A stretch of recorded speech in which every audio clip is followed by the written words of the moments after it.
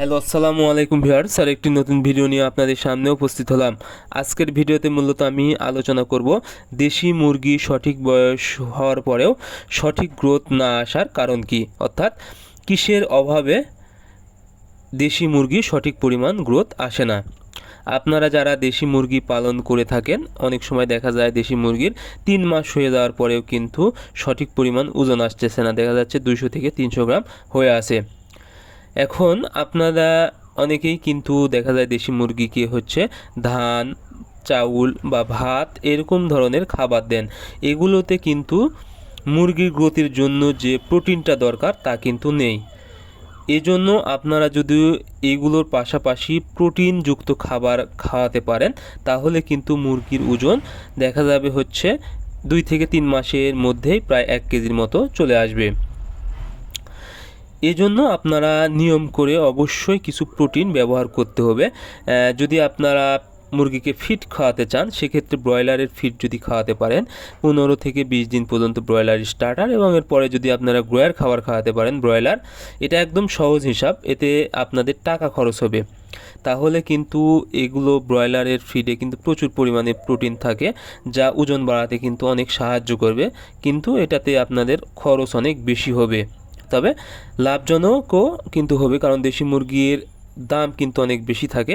সেক্ষেত্রে আপনারা এই ফিড ব্যবহার করেও কিন্তু দেশি মুরগি বেশি পরিমাণ যখন উৎপাদন করবেন খামারে, সেক্ষেত্রে আপনারা ফিড ব্যবহার করবেন।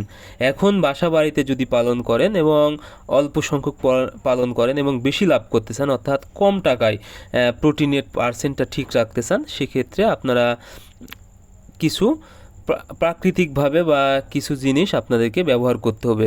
এখন আপনাদের কিভাবে বুঝবেন যে প্রোটিনের কম আছে? সেক্ষেত্রে গ্রোথ আসবে না, অর্থাৎ ওজন কম থাকবে এবং পালক গজাবে না, এবং দেখা যাবে মুরগি ঝিম মারবে, ওইরকমভাবে চলাফেরা করবে না। এখন প্রথম যেভাবে আপনারা প্রোটিনের ঘাটতি পূরণ করবেন, সেটা হলো আপনারা ডিম সিদ্ধ করে কুসুমটা যদি খাবারের সাথে মিক্সার করতে পারেন, তাহলে কিন্তু এখানে প্রচুর পরিমাণে আপনারা প্রোটিন পেয়ে যাবেন। তারপরে আপনারা ঘাস, কলমি শাক যদি কুচি কুচি করে খাওয়াতে পারেন, সেক্ষেত্রে প্রোটিন পাবেন।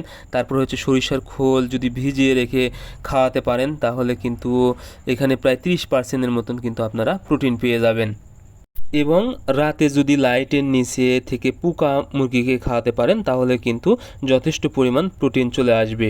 এই প্রোটিনগুলো যদি মুরগিকে আপনারা নিয়মিত খাওয়াতে পারেন, আশা করি গ্রোথ অনেক ভালো আসবে। এখন আমি একদম নিয়ম বলে দেব আপনারা কিভাবে খাওয়াবেন। সকালে আপনারা ব্যবহার করবেন 50% ফিড, এর সাথে 50% খোল এবং 50% ভুসি।